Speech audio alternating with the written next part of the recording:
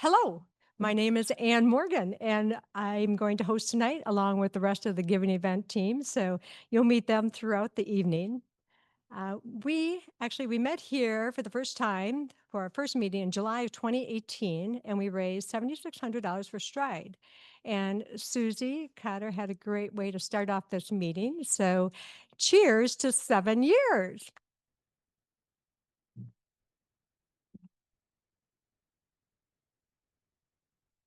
We want to welcome all of you. We want to welcome the visitors, the nonprofit representatives. We know you're busy, so we thank you for taking the time to be with us today. I want to thank all our volunteers. Many hands make light work. So thank you. If you have any time and would like to help with the 100 plus, please let us know. We'd love to talk to you. And we want to thank our sponsors. Jenny Bexel from Spot has been with us since day one. And the big thing to note with that is 100% of your donations go to the nonprofits. And that's a big deal. So thank you, Jenny, for supporting us.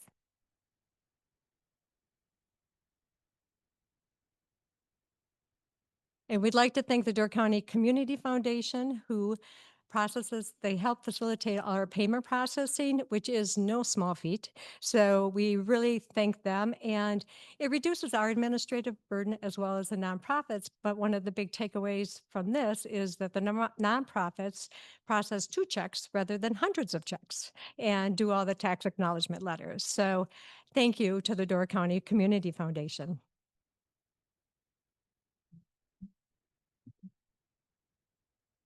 So here's our agenda for tonight. We'll hear from the nonprofit presentations, and we'll vote, and we'll have the business update and hear from the prior award recipient for tonight. That's a Ridges Sanctuary. Katie Kraus is joining us for that.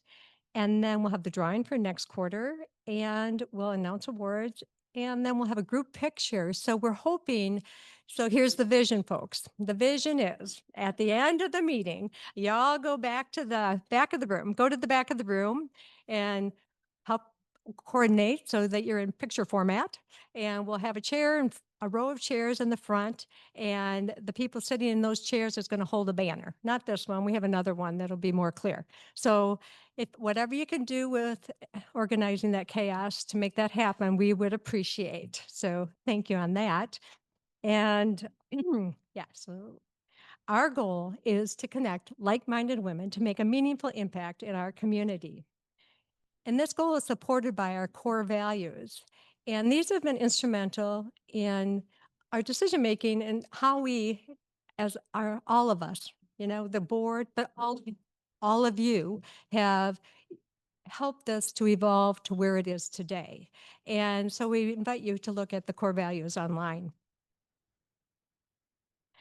And with that, I'd like to say that we're going to start the presentations, and the presenters are coming before you, and they're being brave, and they're telling you about an organization that they're passionate about. So please give them their full attention, and give them big rounds of applause when they're done. And with that, I would like to introduce Susan Ramsey for Door County Historical Society. Welcome, Susan.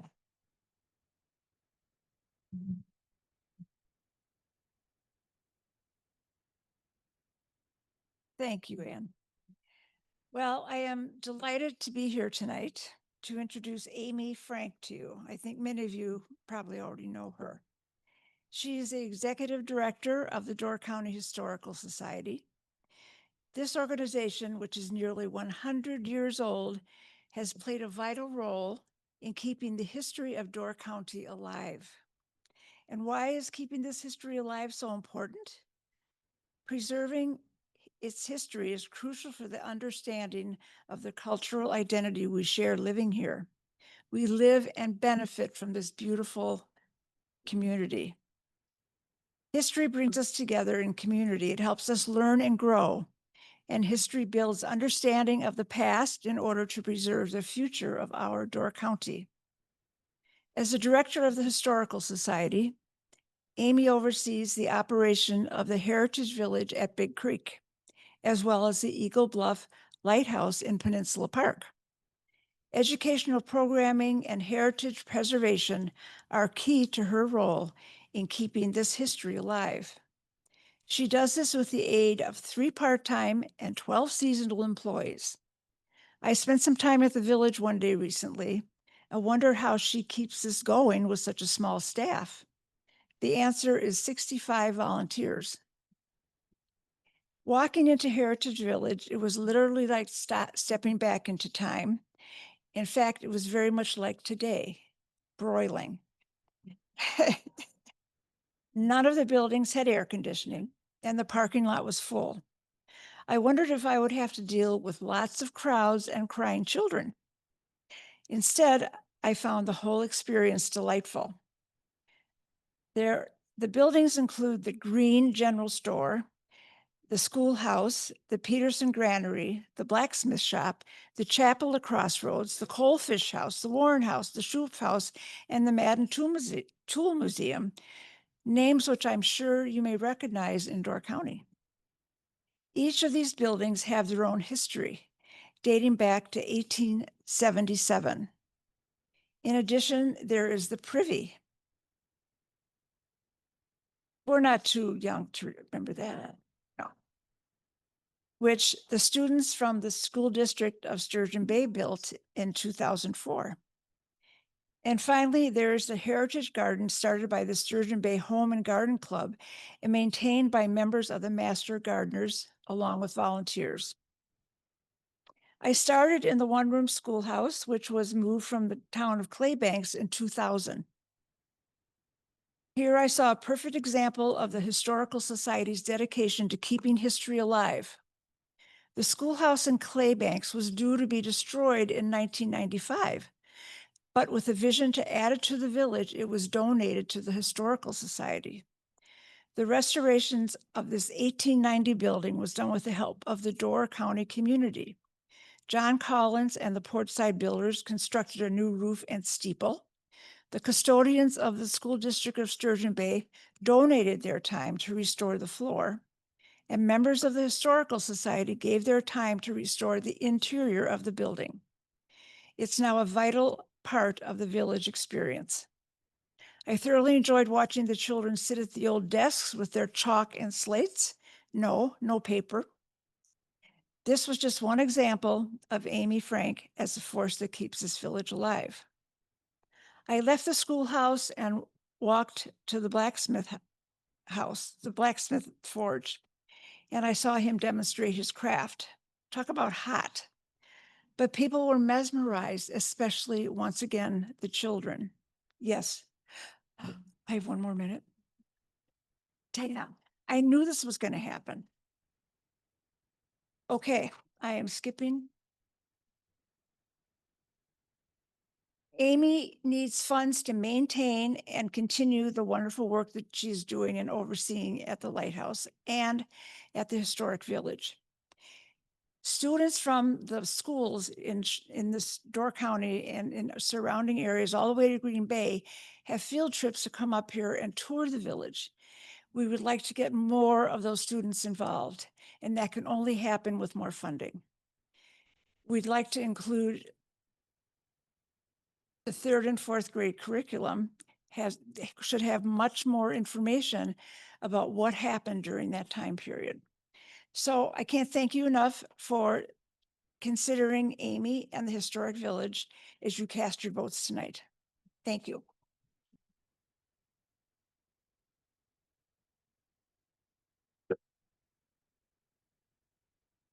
Thank you very much, Susan.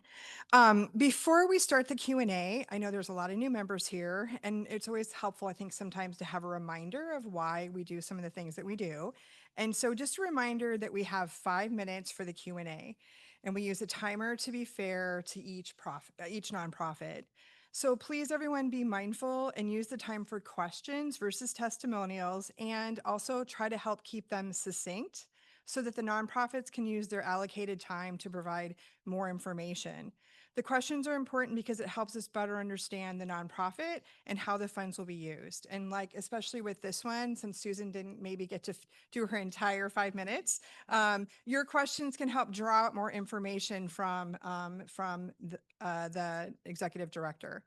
So with that, I am pleased to introduce Amy Frank, who is the executive director. Welcome, Amy.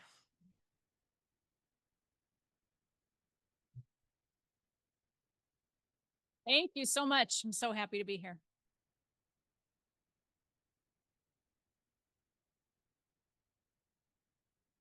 From here, right? Here. Could you give us a couple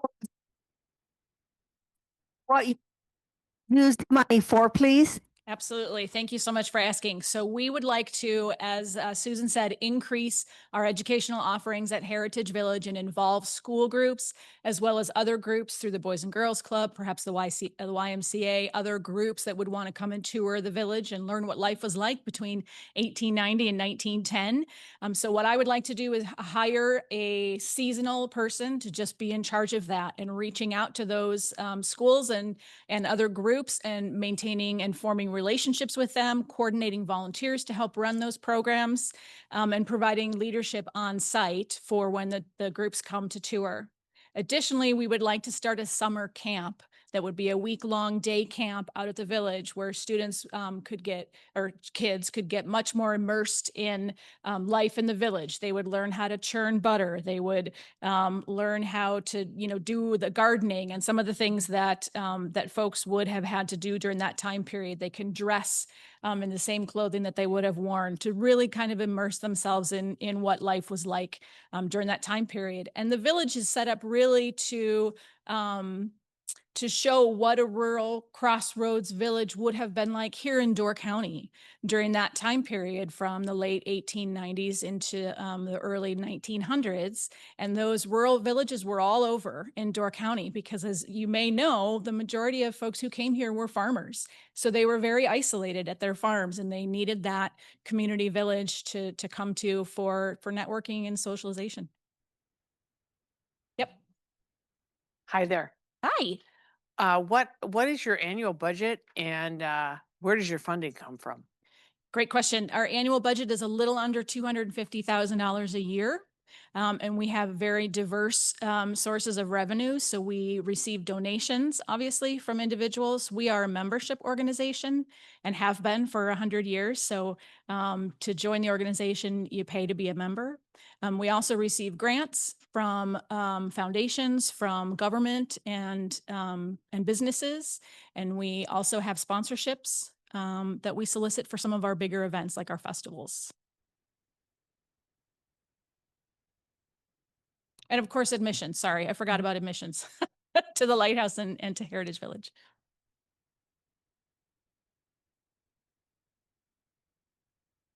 I don't think I used it. How many visitors do you have? To Heritage Village or to the Lighthouse? To the village, last year we saw about 2,300 people visit. The Lighthouse, we can see anywhere from 17 to 18,000 people in a season. It's a busy place.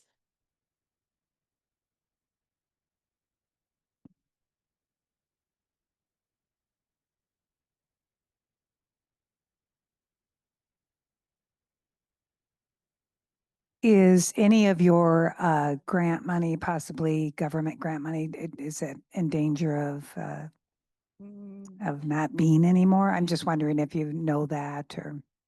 Actually, we do have a grant right now that is active from the Institute of Museum and Library Services, and it's for some exterior interpretive signage at Heritage Village. We're only open 5 days a week for 6 hours a day, and lots of people visit the site during off hours.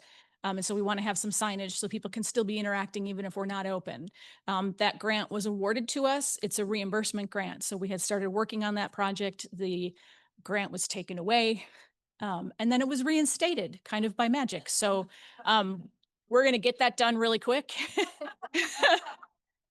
and put our expenses in for reimbursement and hope that it all goes through. But really that grant, and then the lighthouse restoration project got a nationally funded grant. Otherwise, most of our grants are private foundations. Yeah.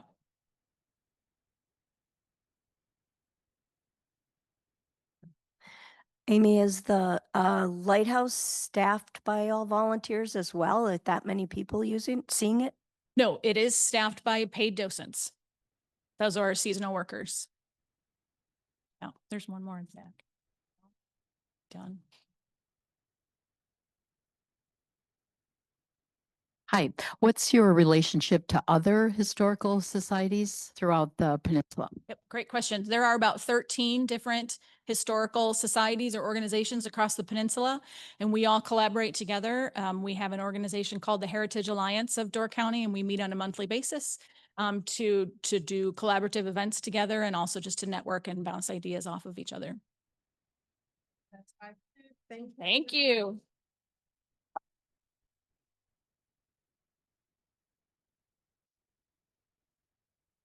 Thank you very much. And next up is Lisa Harper, and she's here to present on behalf of the Peninsula Music Festival. Please welcome Lisa.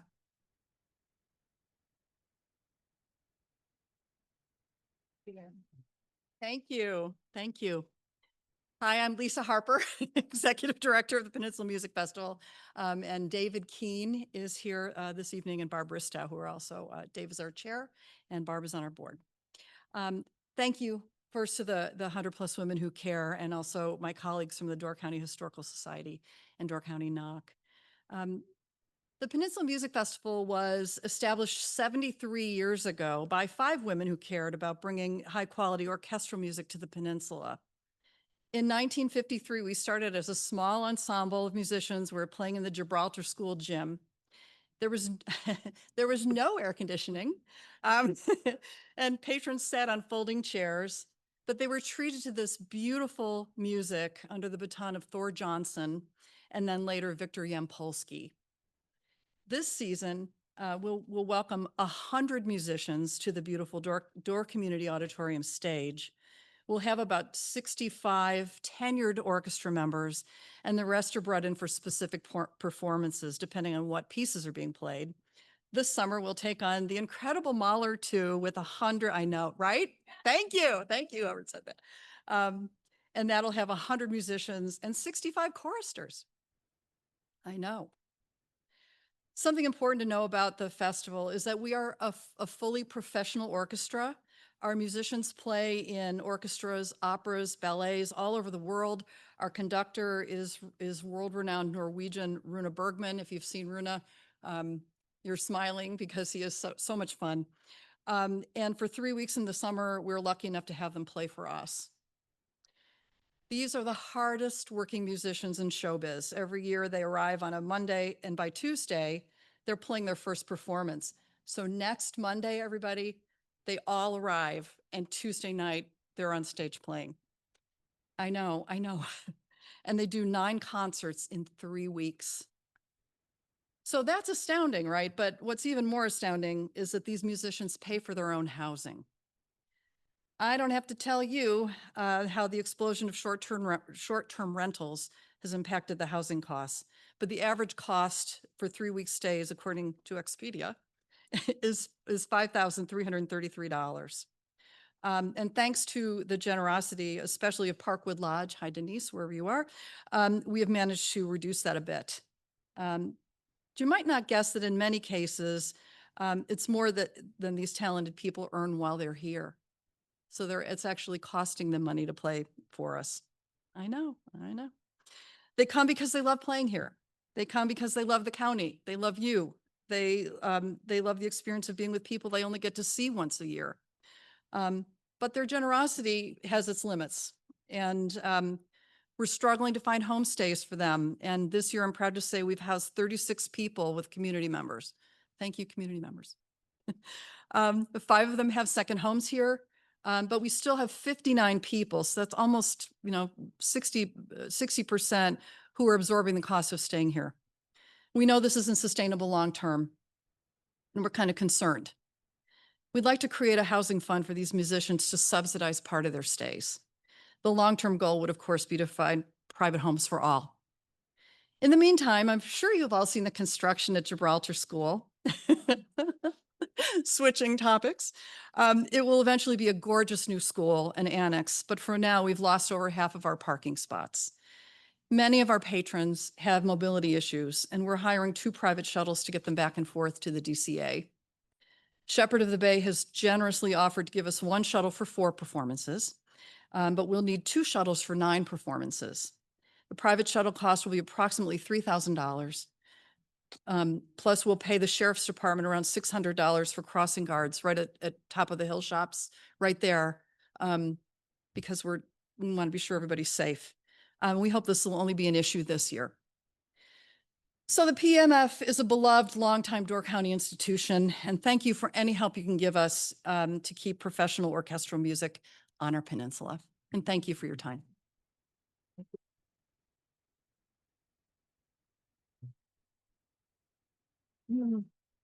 Thank you very much, Lisa. So before I formally introduce the treasurer of PMF, Barbara Stow, I would like to share with everyone that behind the scenes, she has the unenviable job for 100 Women Who Care. She's the one who tracks all of your payments. And so this is a shameless plug I'm doing to say, please, please, please get your payments in and make Barb's life easier. So with that, I'm pleased to introduce Barb. Welcome.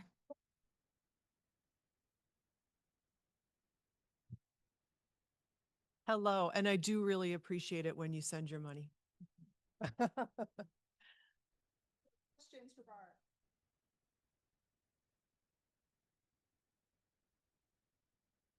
Would it help this season if some of us had an extra bedroom or a place to put some of the people? It might not Absolutely. be a private thing or away from your house, but just an extra bedroom. Absolutely. And how many days would that be about? Well, it really kind of depends on how long yeah. you're willing to have somebody. So we have Okay. people, Yeah. truly. Right. We have people that are looking for a full 3-week stay. We have people that will be here for Mahler because it's 30 extra musicians. So they'll be here 3 or 4 nights extra. So So it really may- depends on your appetite for. So maybe at the end of the night, if you would volunteer your room for 3 nights or 4 nights or whatever, to contact you. Yep, that'd be Right? perfect. We'd love Okay. that. Yes.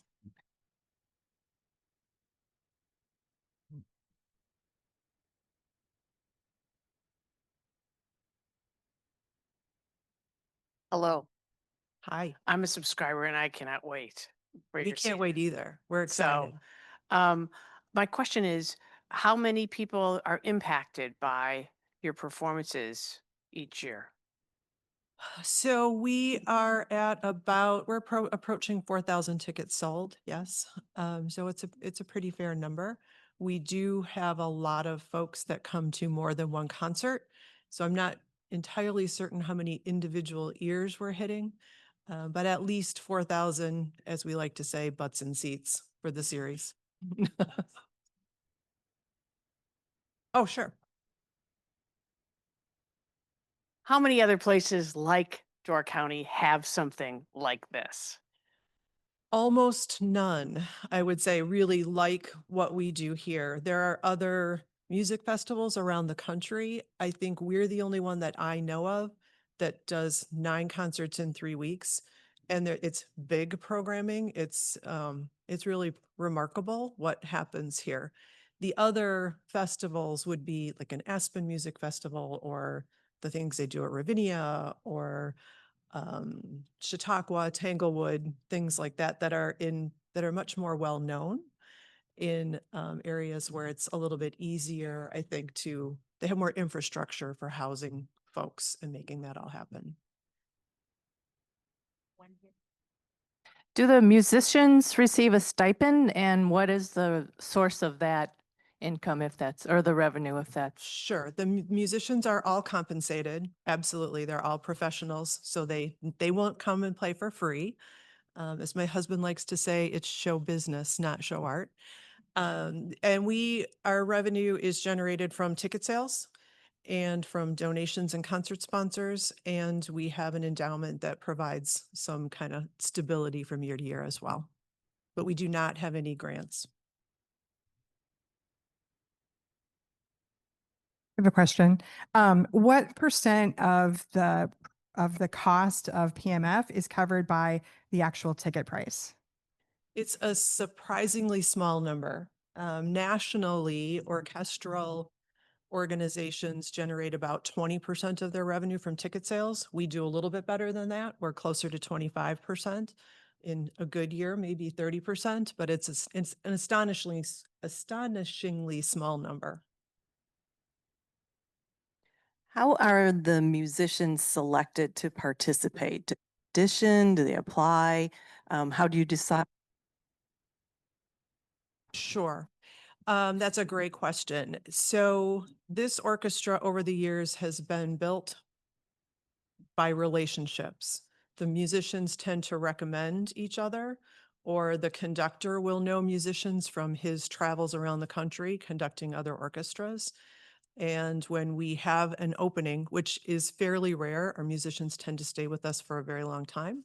But when we have an opening, they'll be invited to come and play for a week or 2 weeks. And if they do well and fit into the group and are great musicians, they'll be invited back. But it's kind of a word of mouth. You need to know somebody and you need to come and play well, because they spend so much time together in those 3 weeks. They have to all like each other, or it's ugly by the end. Yeah.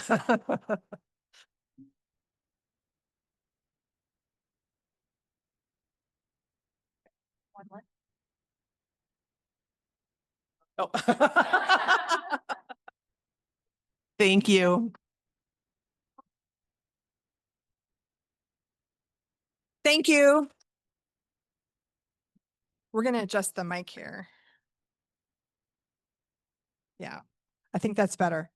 Were people hearing in the back before? It was a little bit soft, I think. Okay, so thank you, Barb. And that's why I had to explain the Q&A. So when I cut people off, I don't look so awful. Um, next up is Door County NOC, and here to present on their behalf is Anna Knapp. Welcome.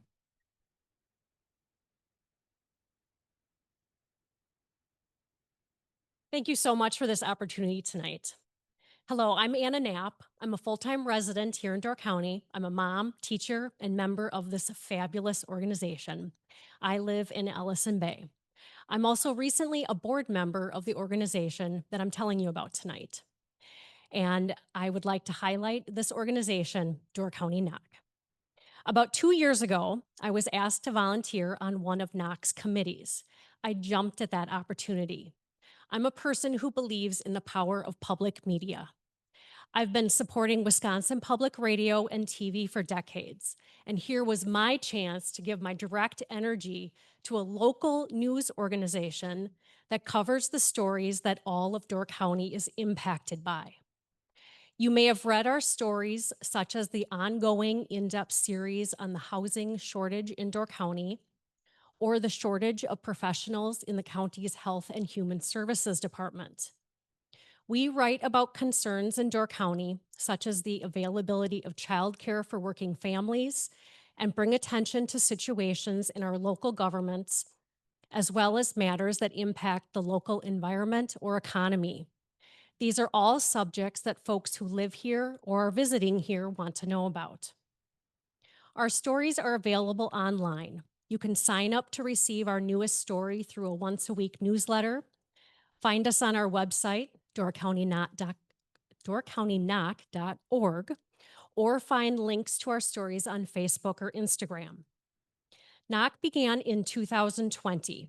We became a 501c3 organization, so we operate on funds primarily from individual donors. We have received grants, such as the Report for America funding that helped us hire our first full-time reporter, Emily Small, in July of 2024. However, these grants are one-time investments, and we will continue to rely on donations such as the one we are asking for tonight, as well as from individuals around the county.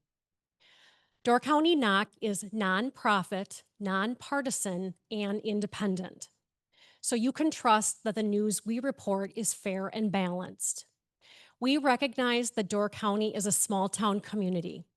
Reporting on the types of issues that we cover can be tricky because these situations are all about the people who are a part of this county, people who make the decisions in the events, and people who are affected by the events. Because of this, it's important for us to bring these stories to the greater community. We want our news stories to start productive conversations in order to build bridges among community members and groups. We are an independent news source. This is becoming more and more important every day in our country. Our funding comes from individuals who care about public local news. We do not rely on advertisers, so the stories that we report on are purely in the public interest.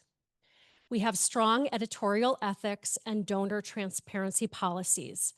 Donors have no editorial control over our coverage. Many of you know that the world of journalism is rapidly changing. We have felt that even here in Door County, with the loss of coverage when printed newspapers that were around when I was a kid here growing up in Door County have gone out of business. This is why a local independent news organization is so important to our community. The donation that we receive from you tonight will continue to help us grow. More funds equals more we can pay for freelance writers or even hire part-time journalists. We want to be able to cover more in-depth stories and content in order to serve the local Door County community. Thank you for your consideration tonight.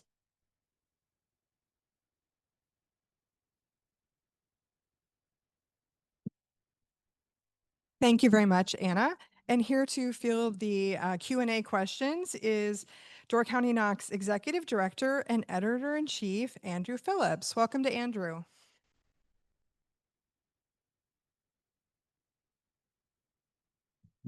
Thank you so much. I'm sure everybody asks you, but for those of us that have lived here for a long time, how do you compare yourself to the Pulse, which is in our paper, in our mailboxes every week? What would you say about that and why you might be better? Sure. Thanks for asking. Great question. And you're right, it is one that we get often. So I'm smiling because it's the first question of the night. Oh, thank you for the heads up. So I would say a couple things. One is I think what makes us stand out in terms of any other media organization is depth. The average story that we produce is about 2,000 words, so that takes a lot of reporting work to go into that. And we really go beyond just the events. Even if the story is about a county board meeting, our reporter typically will go into the whole backstory of whatever issue is being talked about and explain how we got here and the context around what's going on in other places in the county or other communities around the state. As well as the implications for residents of whatever action was taken. So depth, I think, is the primary thing. And then the other thing I would say is we, think highly of the Pulse. I think the Pulse does a lot of great work covering local government to some extent, covering events, covering the arts and local businesses. We thought it was really important for there to be a news organization specifically focused on these tough issues that are affecting residents, things like housing, things like childcare shortages, things like addiction issues in the county. And I think the nonprofit business model and being supported by readers and not relying on advertising is what allows us to do that. Special issues that would affect us all. Correct. Be your difference. Yes. Thank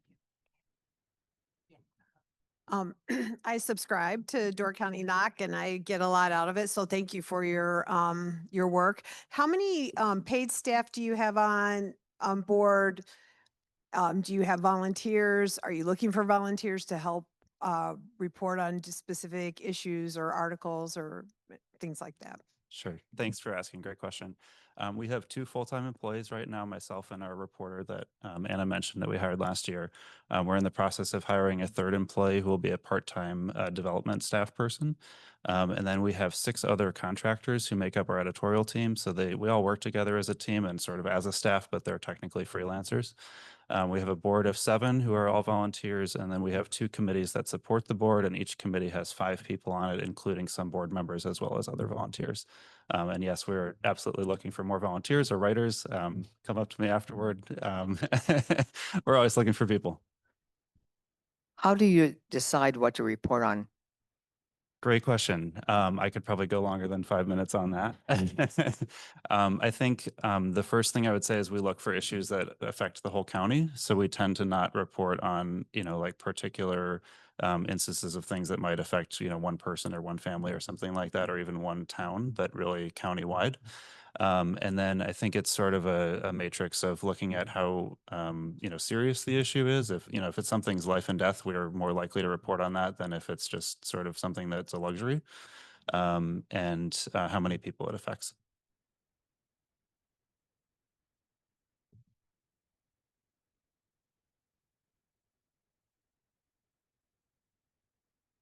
Could you speak about how you and the other writers keep their own personal bias out of the stories? Sure. Thank you for asking. I think of, when I think about bias in terms of journalism, I think a lot of people have a mindset that reporters are supposed to not be biased or just sort of act like they don't have personal opinions. And I think of that as being impossible. We're not robots, we're human beings, so we're going to have opinions. So I think the reporter's job is to sort of be self-aware and check their own bias and make sure that they're representing other viewpoints that are different from their own in the story. But I would say also that that's part of our editing process. Every story that we go through has at least 2, if not 3 editors looking at it. And that's definitely one of the things that we check for is making sure that we're representing different perspectives fairly. Question? I also subscribe and thank you. Thank you. How do you make a decision? Is it you and the other full-time person to on what story you're going to report on that particular issue? Sure. Yeah, great question. I think some of it is just determined by, as events are coming up, mostly our reporter is choosing the stories to cover on a week-to-week basis. So things like, when the county board meets, that typically leads to a story for us. Some of it is in response to things happening, in other words. But in terms of the bigger projects that we do, like we're in the middle of one right now about affordable housing that Anna mentioned, those are typically team-wide decisions, and it's often results of community input on, what issues people are concerned about. All right. Thank you. Thank you very much, Andrew. Okay, so we'll take a brief pause here, and if everyone would get their ballots, and please put your votes in. As a reminder, 1 vote per team, and we'll resume back with our business meeting shortly. Okay, so through tonight, since inception in July of 2018, we'll have raised over $751,000.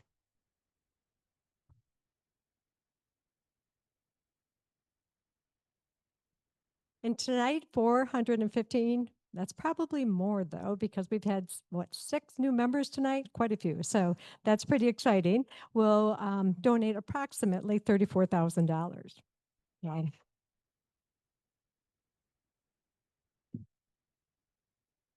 I have to say, when I was looking at the RSVPs tonight and look at this full room, it made me smile. Just seeing the familiar names, the new names, and thinking about good people coming together to do something great. You guys are making this happen. So well done, everyone. Yeah.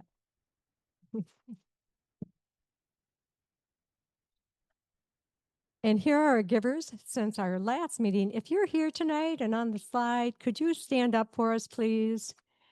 New members, can you stand up? Oh, here they come.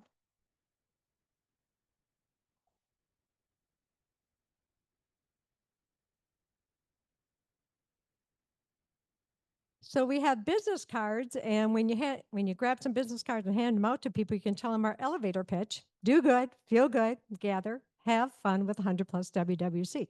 So something to remember. And we would like to introduce or welcome Lana Bilyeu. She has been a member since 2021 and recently joined our board. Lana is our photographer extraordinaire. and she'll be taking our pictures tonight. You probably all know who she is. And she's also a website guru for us. So thank you, Lana, for all of your work. And Lana enjoys spending time outdoors, volunteering, and traveling. Welcome, Lana. So glad to have you.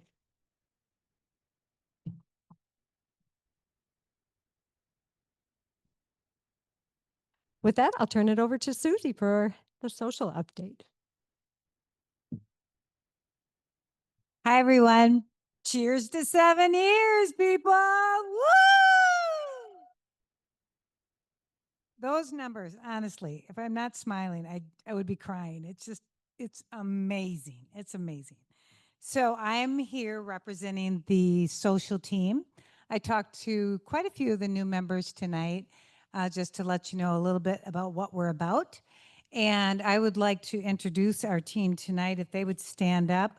We're missing a couple, but we've got Faye Germain, Katie Harding, Donna Milkowski, Robin Anderson, and our new team member, Beth Bernardi.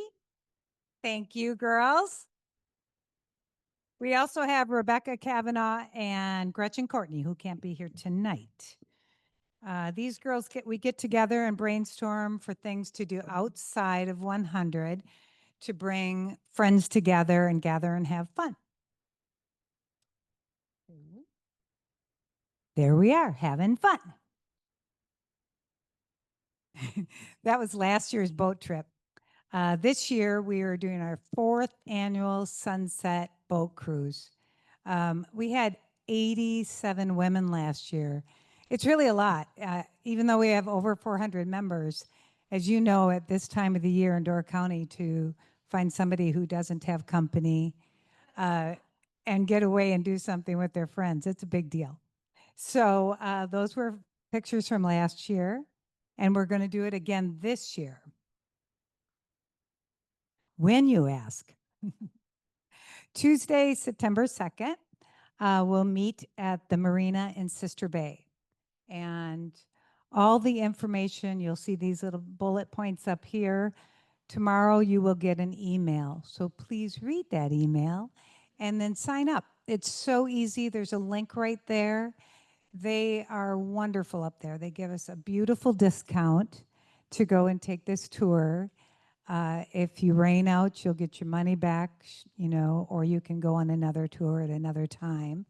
You bring your food, you bring your drinks. It's so much fun. I think all the girls that have been there really enjoy it. We have a lot of return members. I would love to see 100 women on that boat. It would be really, really cool. So look for that tomorrow and then get signed up right away so we can fill that boat up with 100+ women who care. Next up, I want to talk about the Birch Creek music and our opportunity to go and enjoy their music. Some of you, if you check our Facebook page, Tammy Grossman had put out that they were offering a beautiful discount as well for 100+ women who care. This is a big deal, you guys. Not all the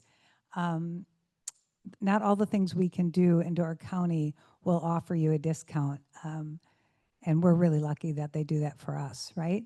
So there's still 2 more events left that you can go in and put in the code WOMEN.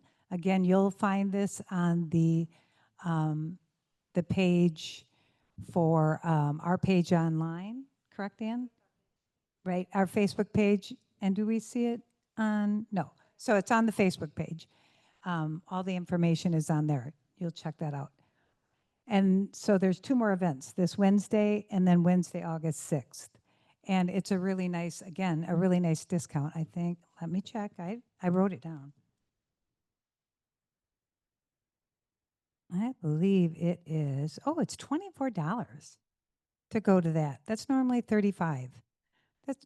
What a beautiful thing. Thank you, Tammy and the team over there.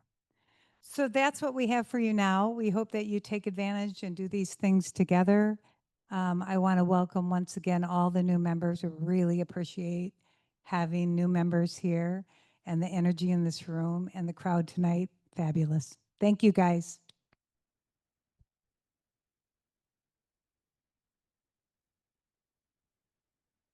Thank you, Susie. Oh, this is our webpage, the homepage. So remember the red buttons that are my favorites. So it's easy to join and nominate a nonprofit. You can make your donation through there here and buy 100 plus apparel. So thank you for checking that out. Um, we are going to move on now to the presentation by Katie Krause from the Ridges Sanctuary. And I have information here to tell you.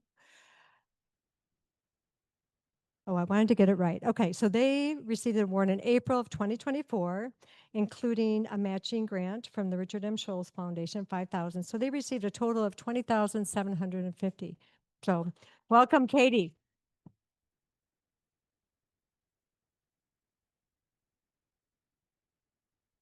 I promise this isn't my shadow. This is just somebody that's going to be much better at presenting the program than I am. But thank you so much for the invitation to come back. There might not be anything. Well, that's okay. If you can see my little logo on my shirt, you know that's the Ridges Sanctuary. I just wanted to thank you all for coming together in such a beautiful way. I have told countless individuals over the last year how empowering this room is. I've gotten emotional over it. This is the greatest place and one of the best experiences I had last year. So thank you all for committing to this and committing to Door County. I so appreciate it. Thank you. We were so fortunate last year to apply to 100 Women Who Care for two really important things, but under one kind of subject. We want to make our programming more accessible to people in Door County. One of the things that we had sought out funding for was to help support our scholarship program. If you're familiar, the Ridges has a Ridges Forest School, which is a homeschool supplemental experience for students ages 6 to 10 to come to Ridges Forest School. They come for the entire school year on Tuesdays and Thursdays. And for a lot of families in Door County, they can't afford to come to this program. So your funding helped fund well over 70% of the tuition for the students in the last school year. So thank you for that. It was amazing. And we continue to build that fund to ensure that we have support for students for forever, because it's such an incredible opportunity. Another big program that we launched, and it was something that Anna over here is really the heart and soul behind, was a program called Free Fridays. Has anybody been to Free Fridays? Yeah! It's the greatest. If you know, the Ridges is a fee-based trail system, and so we make our trails available for free on Fridays throughout June, July, and August, and offer educational programming for all to come. And there's no better person to talk about it than Anna Foster, our Director of Programming, who really dreamed up this program with our naturalist, Amy Shook. So, Anna. Hi, everyone. Thank you so much. I just want to talk a little bit about Free Fridays specifically. As Katie mentioned, we really prioritize education at the Ridges through programming and youth education especially. But education, the cost to education can be a barrier for many families. We have a $5 trail fee that helps us maintain our organization, but that can also be a barrier. A lot of times when we think about accessibility, we think of physical accessibility, but financial accessibility is just as important for many families up here and also for people visiting. So Free Fridays is a way for people to experience the sanctuary without that $5 trail fee barrier. It also offers activities for families and children to really get to know the Ridges, get more comfortable in nature, and really get to experience the animals, the flora and fauna that are within the Ridges. I just want to share a few numbers with you so you can know the impact that you had on our program last year. Last year was our first year of Free Fridays, thanks to 100+ Women Who Care, and we had 9 Free Fridays in July and August. This year, we have Free Fridays in June, July, and August. So every Friday, trail fees are waived. Admission is free for everybody to enter the sanctuary, and we have educational activities on our front lawn and Hidden Brook Boardwalk. But last year, we counted 2,200 public and member adults coming to the Ridges for Free Fridays. So that's 1,600 people from the public that are not members of the Ridges that we covered the trail fee for Free Fridays. And that was about 600 children. So total, we were able to cover over $8,000 in trail fees, which is really incredible. Yeah. And these are just the people that we're able to count on the front lawn or if they come visit the front desk. We have so many access points to the sanctuary, and many families are out there accessing the sanctuary in different ways. So this is just probably, I mean, definitely not everyone that's coming and accessing the sanctuary with Free Fridays. I just want to point that out. This year so far for Free Fridays, we have had 815 adults, both public and members, and almost 250 children participate. And we're a little over halfway through July. So it's really exciting. We've already had about $4,000 in trail fees covered. So I just want to reiterate the impact that this gift from 100+ Women has had on the Ridges. You're helping so many families experience nature for the first time, whether they're coming to investigate our macroinvertebrate pool that we have on the front lawn or getting to experience a hike for the first time in the sanctuary. If they're from Door County, they're learning about the habitats in their own backyard. And if they're not from Door County, they're taking that knowledge with them back to their own community. So thank you so much for your impact.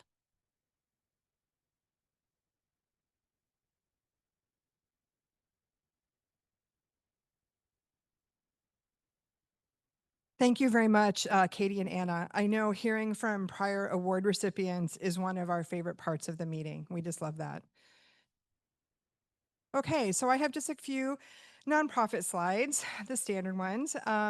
So we have 21 nonprofits in the hat this quarter, which is down 2 from last quarter. We have, of course, the 3 who are presenting pulled from the hat, and we had 1 new application come through.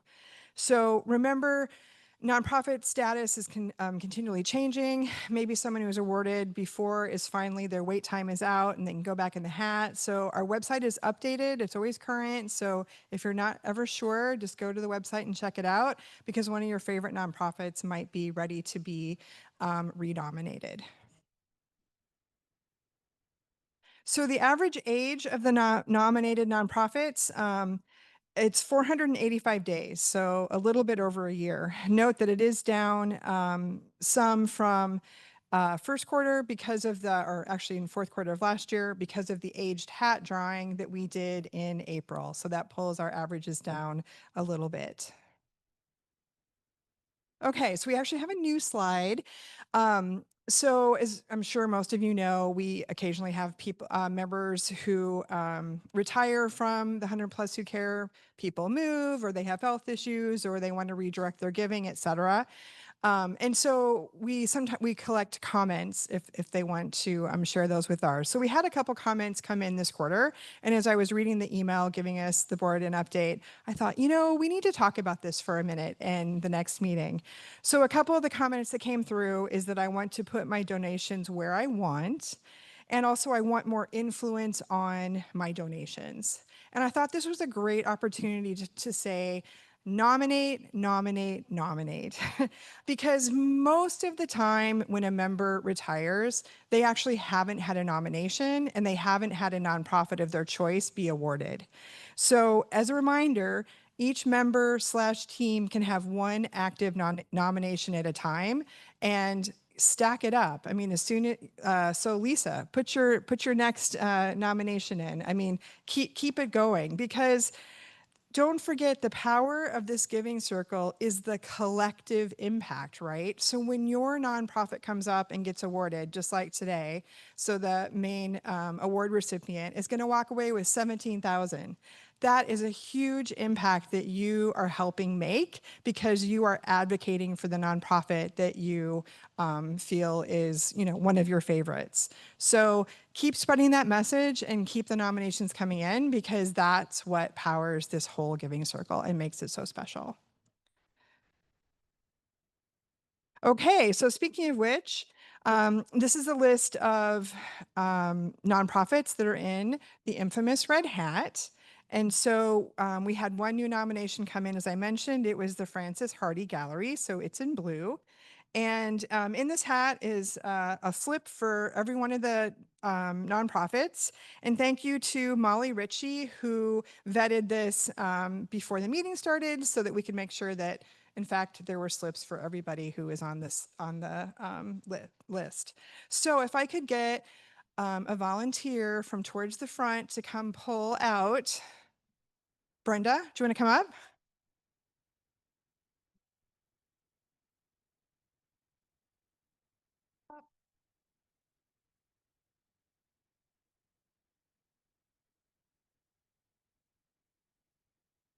Okay, so Door County Auditorium. Door Community Auditorium, sorry.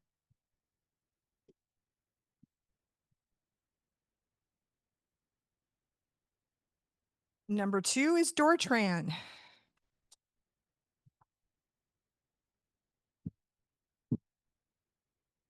Okay, and the last one, number 3, Northern Sky Theater.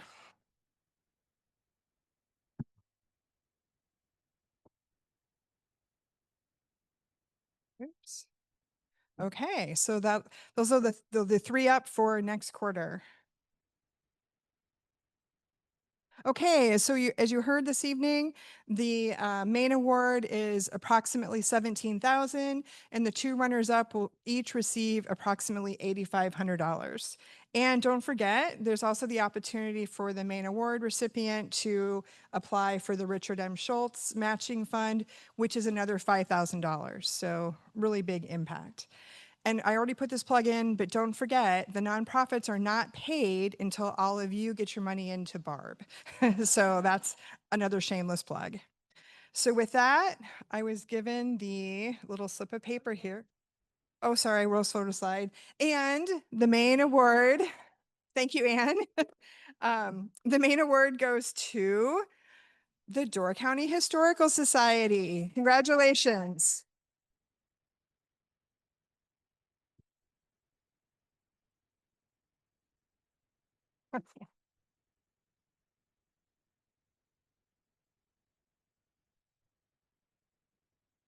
Okay. A reminder for everybody, group shot at the back of the room before we wrap up. And if you haven't already dropped off your check, do that. Turn in your name tags. And our next meeting is October 27th. And we have a quote to wrap up with from Betty White. I think everybody needs a passion, whether it's one passion or 100. That's what keeps life interesting. That sounds like Betty White. Okay, thank you, everyone.